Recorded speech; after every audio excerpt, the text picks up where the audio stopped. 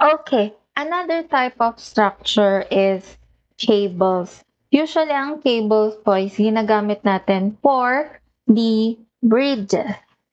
So, cables are often used in engineering structure for supports and to transmit load from one member to another. When used to support suspension roofs, bridges, and trolley wheels, cables form the main load-carrying element in the structure.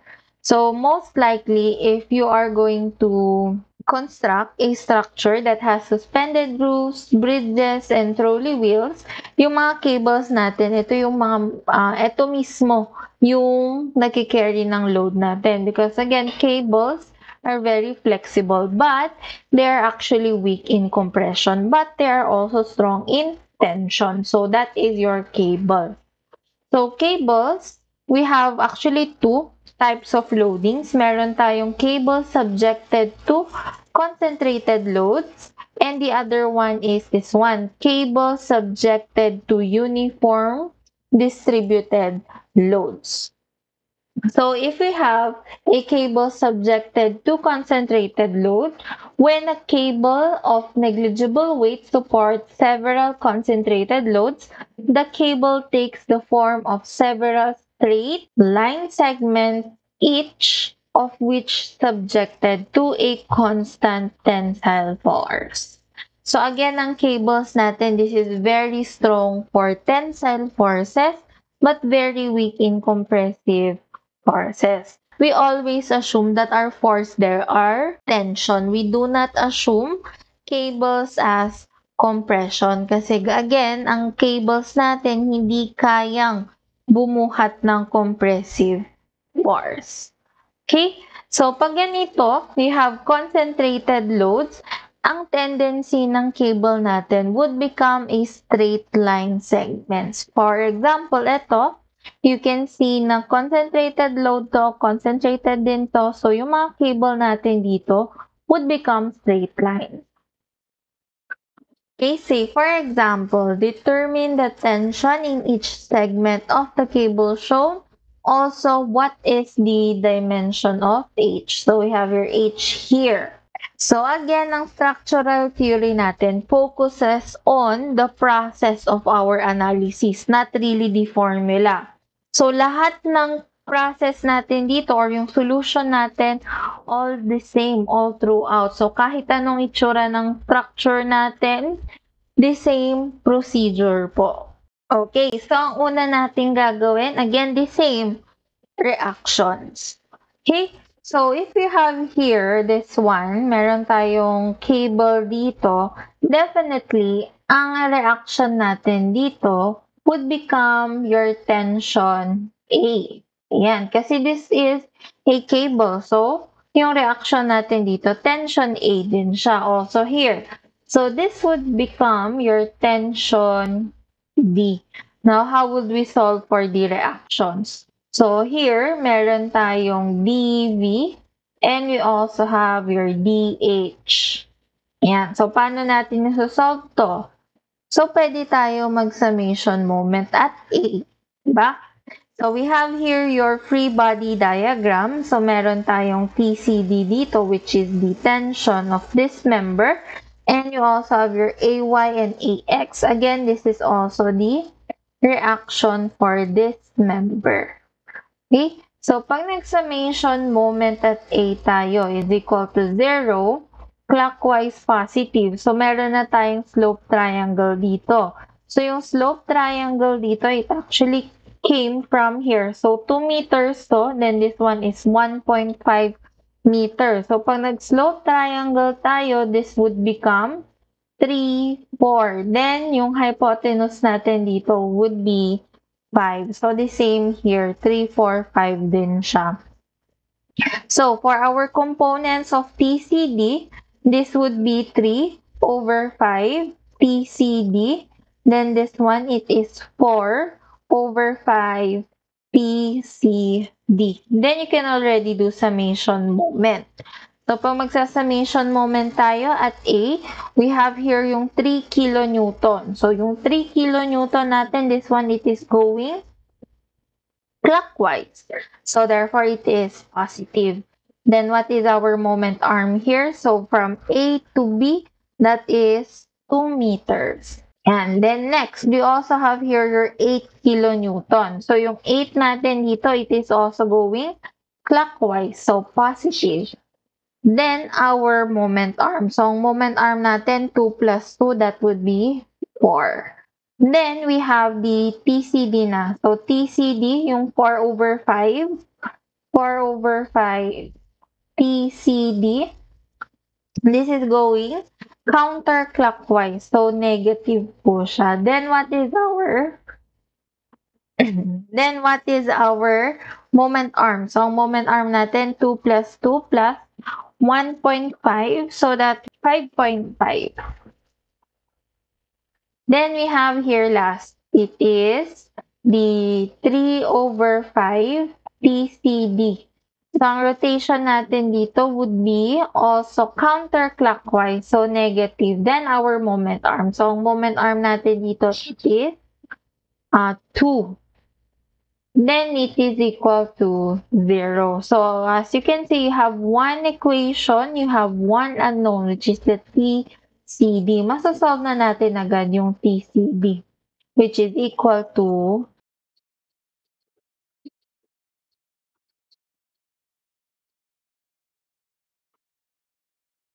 6.786 kilonewton. So, that is your. Then, after that one, meron na tayo nung TCD, meron na tayong tension dito. What will we do next? So, pwede na tayo actually mag-method of joints dito. Ayan. So, for here, at joint B. Yan. So, same process sa trusses natin. So, we would have a component. So, our component here, this is actually the TCD, which is equal to 6.786.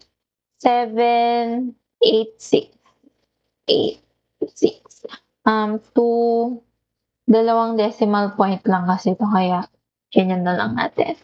So, this would be 3 over 5 times 6.786. Then we have going upwards, our component here would be 4 over 5, 6.786. Then how about here? Meron din tayong theta dito. So we have here, this would become sine. So TBC, sine of theta. Then we have here, this one naman, this would be TBC cosine of theta. So, ang gagawin lang natin dito, we have two equations, summation forces vertical and horizontal. So, summation forces vertical, 0 upward positive, we would have 4 over 5 times 6.786. Then, you have plus the TBC sine theta. Then we have the 8 kilonewton. So minus 8. Then we don't have any vertical loads already.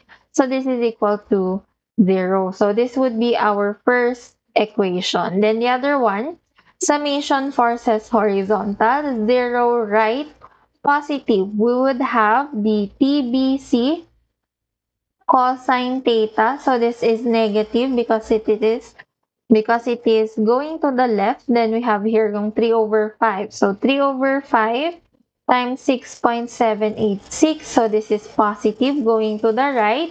Then what else? Ayan, no more horizontal forces. So this is just equal to 0. Now let's simplify this one. Then we will substitute this equation to this equation. So second equation. So, simplify natin such that TBC to. So, we would have, ito i-transpose natin sa kabila. So, this would become TBC cosine theta is equal to 3 over 5 times 6.786. Then, yung cosine natin. So, we have to divide both sides by cosine theta. So, ang TBC, let's write it here. TBC is equal to 3 over 5 6.786 divided by cosine theta. So we can substitute this value to your first equation.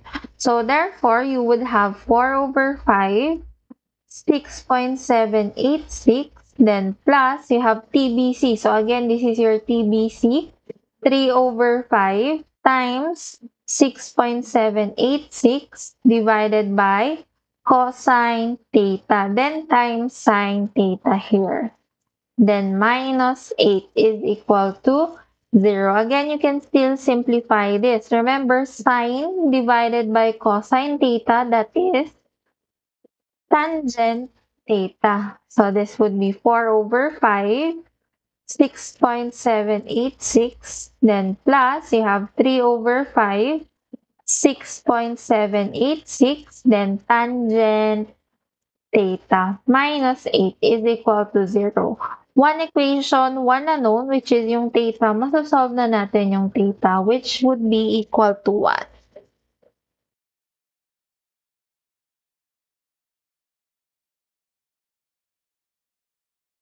32.272 degrees.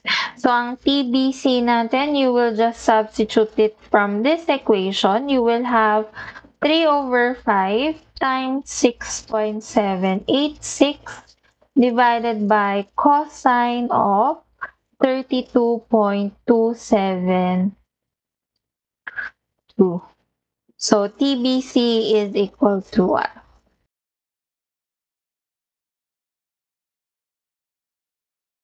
So, TBC is 4.815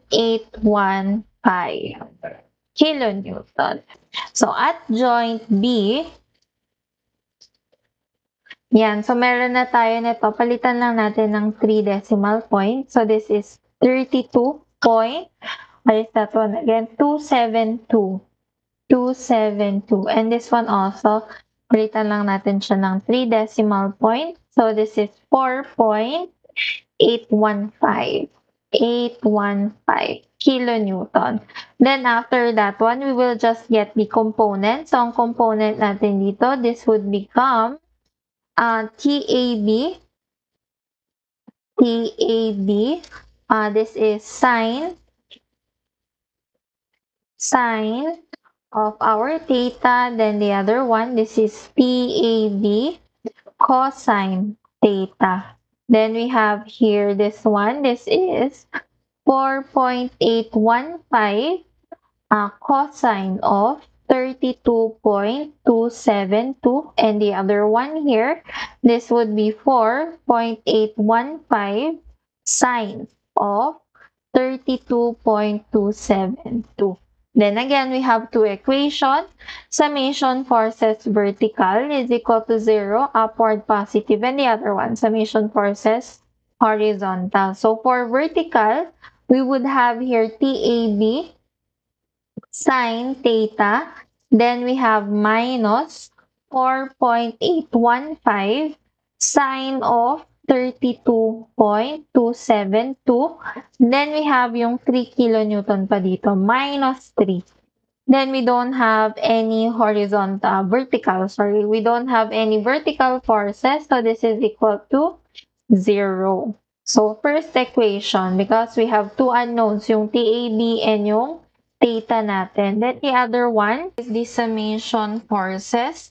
Horizontal is equal to 0, right positive. So in our figure, meron tayong ditong TAB cosine theta. So it is going to the left, so negative. Negative TAB cosine of theta. Then plus, we have this one. 4.815 cosine of 32.272. So, going to the right, positive. So, 4.815 cosine of 32.272. So, you don't have any more horizontal forces. So, this would be just equal to 0. So, this is your second equation. Okay, so after this one, you can see you have two equations, which is 1 two equation, then you have two unknowns. So we can solve this problem simultaneously. So pwede natin gawin this one, transpose natin sa kabila. This would become TAB cosine theta is equal to this one. So 4.815 cosine of 32.272. Then, divide both sides with cosine theta. Here, cosine theta. Then this one is cosine theta. So, magka-cancel yung cosine theta natin. Dito, you will have TAB is equal to 4.815 cosine of 32.272 divided by, you have the cosine theta. So, we can use this equation in here so that masosolve natin yung theta. So, this one in here.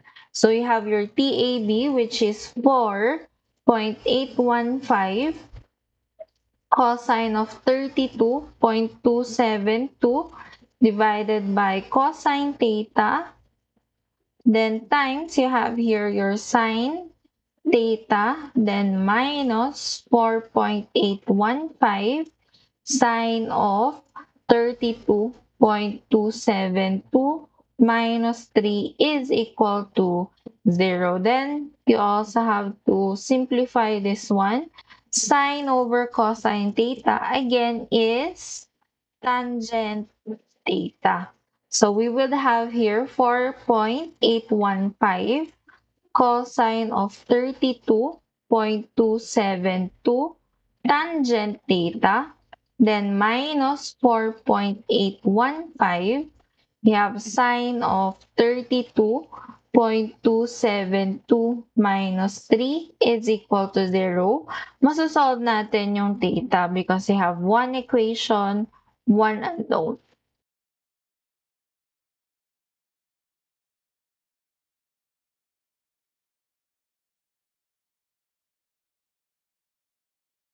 Okay, so our theta is equal to 53.841 degrees. So that is your theta. Now, how about for the TAB? So, ang TAB lang natin, you just have to substitute the value of this one to this equation. TAB is equal to 4.815 cosine of 32.272 divided by, you have cosine of 53.841 degrees. So, therefore, our TAB is equal to what?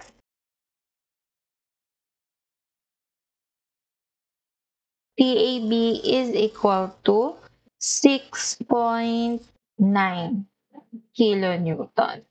Okay, so that is your TAB. Okay, so we already have our tension at AB. We also have the tension at BC, which is this one. Then we also have your tension at CD. So what else? So sabi niya also, what is the dimension of H? Now, how will we solve for that one? Remember, meron na din tayong theta nito, di ba? So, ang theta na nakuha natin dito is actually this one. So, this is 53.841. So, 53.841 degrees. So, how will we solve for this? So, pwede na natin kunin yung triangle na to. Meron naman tayong length nito. So, makukuha natin yung H.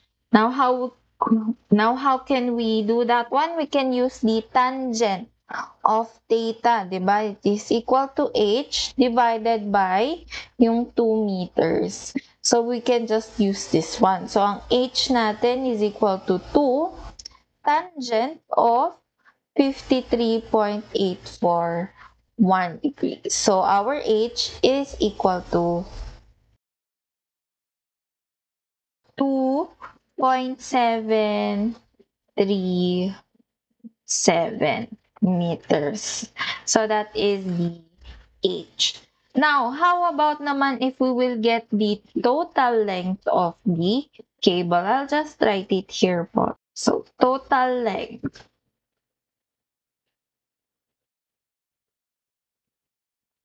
of the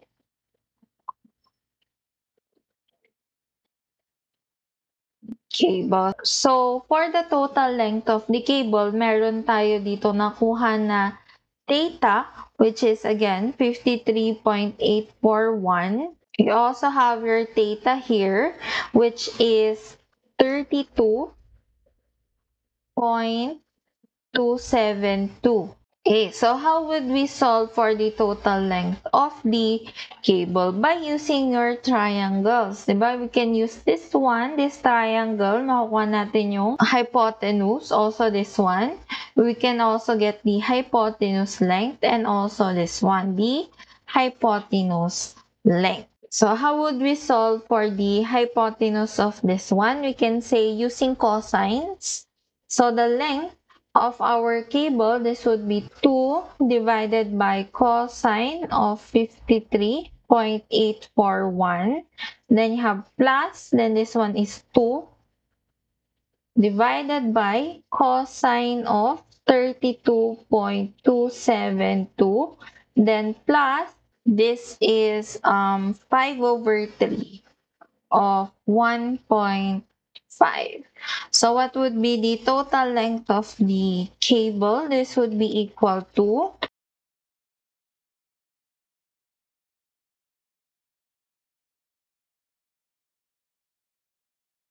okay, so it is 8.255 meters. Okay, and that's for the cables subjected to concentrated loads. Now, how about if our cables are subjected to uniform distributed loads? So, cables provide a very effective means of supporting the dead weight of girders or bridge decks having a very long span. A suspension bridge is a typical example in which the deck is suspended from the cable using a series of close and equally spaced hangers. So, ang difference naman ng cables to a uniformly distributed. Now, remember, if our cables are subjected to concentrated load, yung cable shape natin forms a straight line. Now, if our cables would be subjected to uniformly distributed loads, yung shape ng cable natin takes a parabolic shape. These are the formulas for getting for the analysis of cables, but actually you don't need this one. So these are actually derived from summation forces vertical, summation forces horizontal. I rather prefer to use the summation moment rather than using the equations itself, but it's really up to you. Now, say for example, this one, the cable supports a girder which weighs 850 pounds per feet. Determine the tension of the cable at points A, B, and C. So, meron tayong ditong point A, we have your point B, and your point C. Now, how will we start on this problem? Okay, so you have to take note that, again, the shape of our cable here is parabolic curve. Now, if you have a parabolic curve, so ito yung vertex natin. So, what do you mean by vertex? Vertex is the lowest point of our cable. Then, if you already have your vertex, you will actually have a section. So, pwede natin lagyan ng section sa vertex natin ng parabola. Now, why would we have our section at the vertex? Because yung parabola natin, if our vertex is here, then you will place a tangent force. So, ang tangent force natin dito is a horizontal force. Now, say for example, dito tayo magka-cut. Ano yung magiging tangent force natin? It would be at a certain angle. So, preferably, pag magsa-section tayo dito, should be at the vertex of the parabola para horizontal yung force natin. So, the next one here is to locate the location of our vertex. So, in this 100 feet, nasan yung vertex natin? So, we can say that this one is your x. Then, if this is the x value, therefore, this would be 100 minus x, correct? Then, after that one, paano na natin masosolve yung x? We can use the squared property of parabola. So, we would have here x squared divided by y is equal to a squared divided by b. Okay, so we have this equation. So, we will just say na yung x natin, this is your x there. So, x squared divided by the height. So, ano yung height natin dito? So, if this is x, what is our y? So, ang y natin is just this one. Kasi ito lang yung parabola natin eh. Yan. So, this is our parabola. So, our y, it is 20. Then, equal to. So, you have your a here. So, ang a natin dito is this one naman. You have the 100 minus x squared divided by what is our b. So, ang b natin, our parabola is this one. So, yung vertical naman, it is 40. So, we have 40 here. So, we have one equation, one na known. Masasolve natin yung x value. So, this is equal to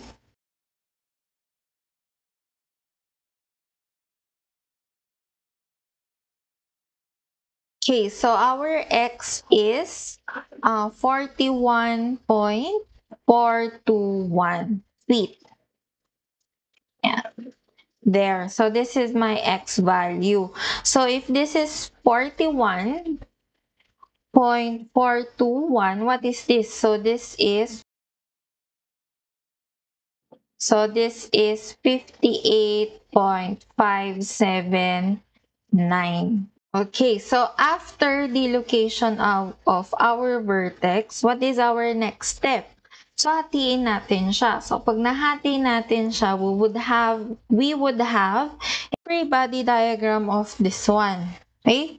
So, again, we would have here a horizontal tension na we can say that this is the tension at B. Now, how would we solve for the tension at B? Okay, so for us to be solve our tension at B, remember this one weighs, this is 850 pounds per feet. So, let's convert it to a concentrated load. So, pag kinonvert natin siya, this would be 850 times our length here. So, ang length natin dito, it is 58.579. So, this one, it is 58.579 feet. Yan. So, 850 times 58.579. So, this is equal to, so this is 49,792.15 pounds. Okay? So, how would we solve for TB?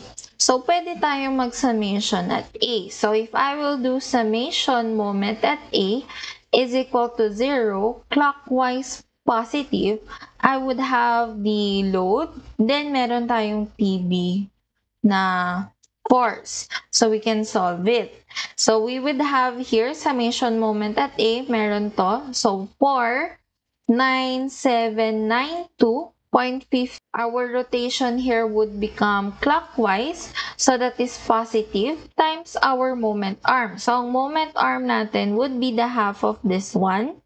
So, this is 58.579 divided by 2. Then, we have the TB. So, ang TB natin dito it is going counterclockwise. So, pag ganun yung rotation niya, counter, so negative, times our moment arm. So, ang moment arm natin is here to here. That is 40 feet. So, 40. Then, we don't have any loads already that would rotate. So, this is equal to 0. So, therefore, our TB, which is actually your horizontal force, is equal to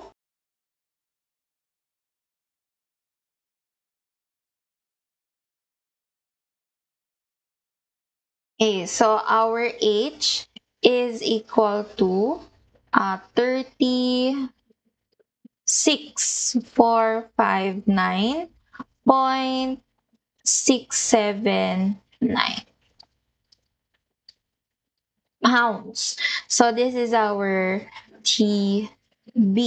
Okay, so as you can see, our equation here, remember this one, this is the W, diba? This is WL.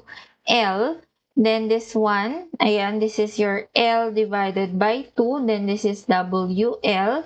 Then this is yung TB. Then this is the H, our H na horizontal distance. Now, as you can see, balikan natin yung equation. This is your FH or yung horizontal force natin of the cable, which is WL squared divided by 2H. So, dito po nanggaling sa summation moment at A. So, if you will simplify this one, you would have WL, then times L divided by 2 minus PB, or sabihin na natin this is your FH, then H is equal to 0. So, you just have to transpose this one, FH, then simplifying mo to, that would be WL squared divided by 2H. So, dito lang din po nanggaling yung equation natin here, which is the same. So, you don't actually need to memorize this one. So, pag gusto nyong gamitin to, it's okay. So, no problem. Okay, next one is we can already also solve for our tension at A just using this free body diagram because pwede natin makuha yung A vertical and also the A horizontal. So, if I will do summation forces vertical 0, upward positive, I will just have the AV, which is going upwards, positive. Then we have this one, so negative kasi downward siya. Minus 49,792.15. So this is equal to 0 kasi wala naman na tayong vertical forces. So therefore, our AV would just be equal to 49,792.15 pounds. Then, summation forces horizontal, 0, right, positive. We would have here yung AH, ayan, which is that one, then is equal to your TB or yung FH na tinatawag natin. So, minus, plus, then this one is minus because this one is going to the left, then this one is going to the right. So, plus 36,459.679. So, ang AH natin would be just equal to 36,459.679. So, that is your AH. Then, para makuha natin yung tension at A, resultant. So, square root of, you would have AB squared, then plus AH squared. So, this is equal to, so 49,792.15. So, this is squared. Then, plus, you have 36,459.679 squared. So, we will be able to get your TA is equal to,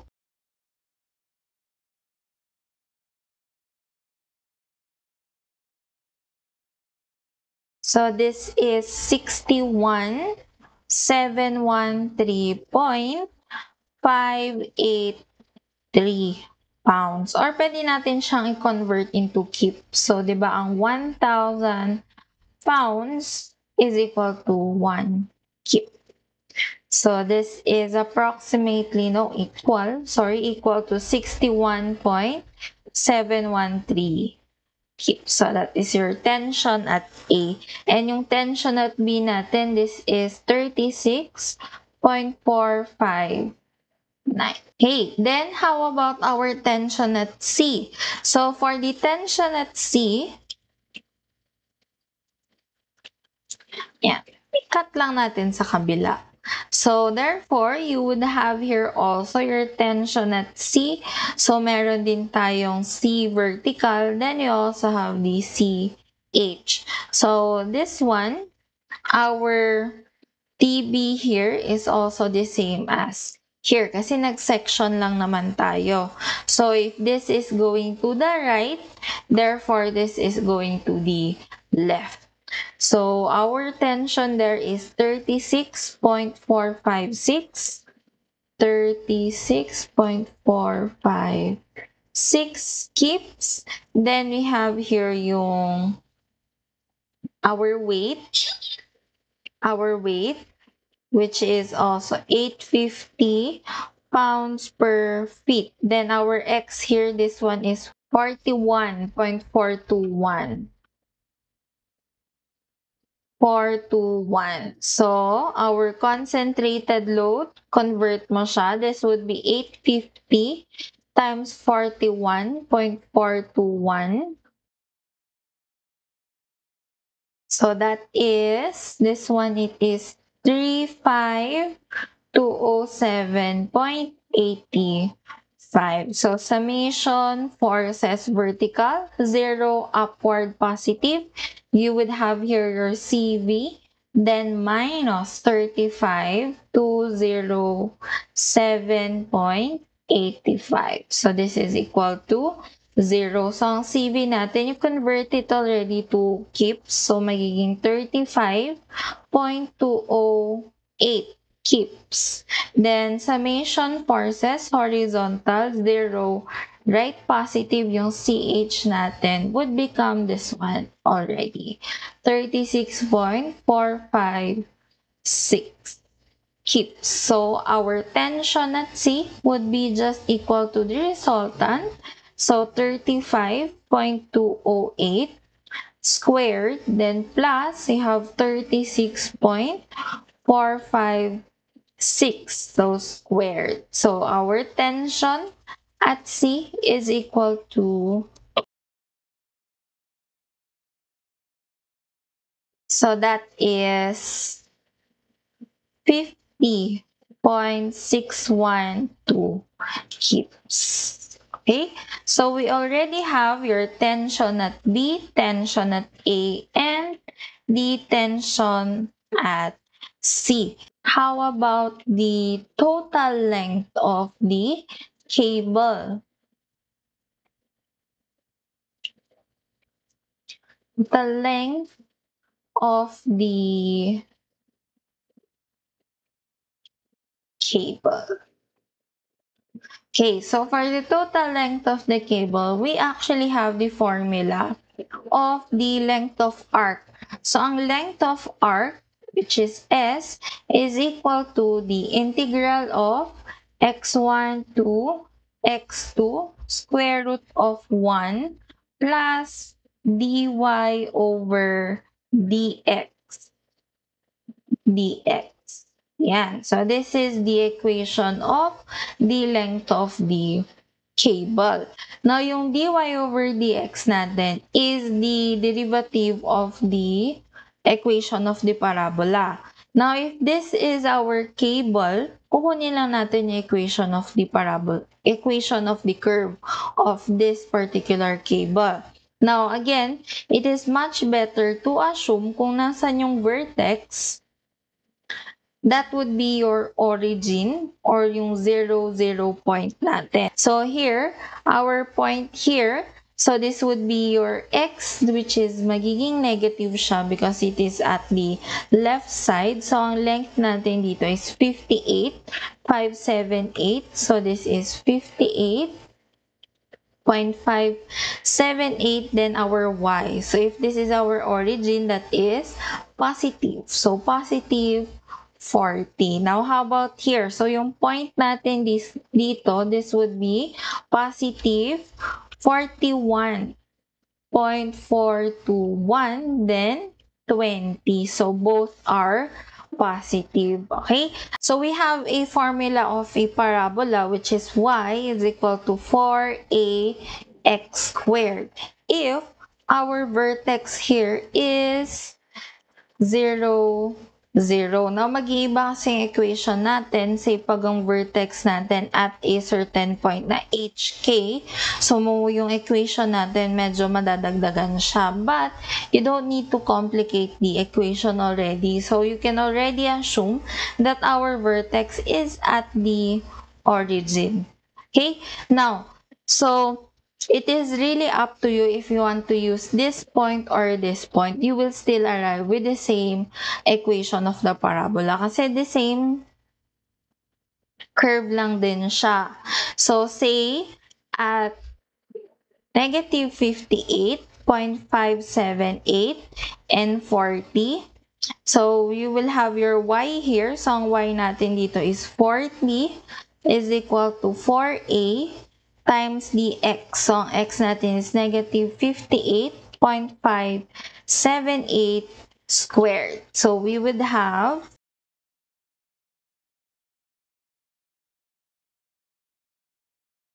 your 4a is equal to 0.0116. 6. Ayan, 116. So, this is your 4A.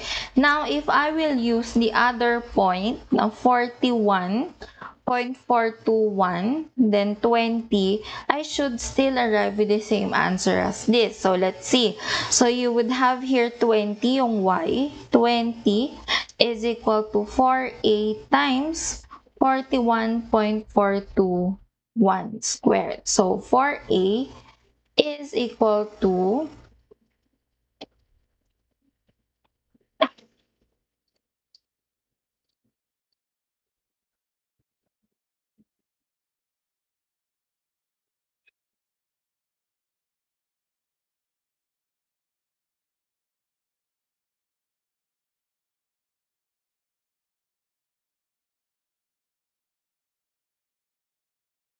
so we actually arrive with the same answer. So 0.0116 pa din siya. So the equation of the curve is y is equal to 4a,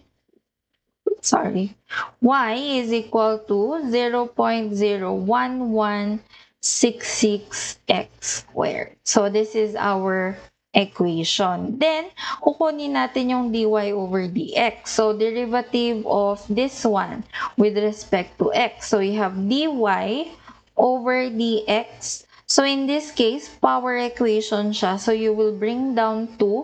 So, 2 times 0.01166. Just x. Kasi binaba mo na yung 2.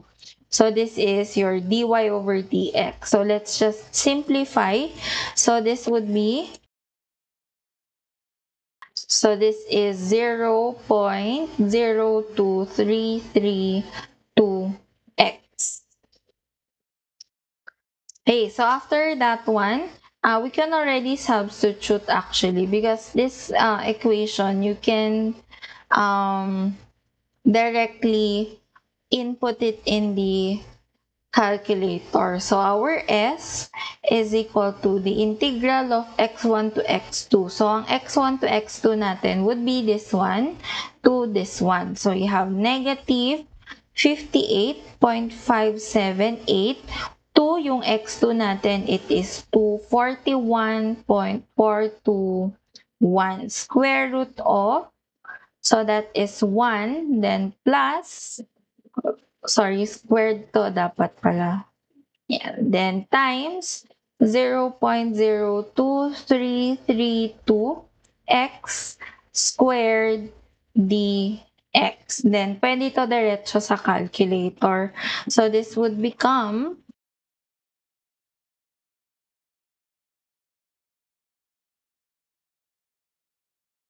total length of cable would be 120.728 feet. There you go. So that is the total length of the cable.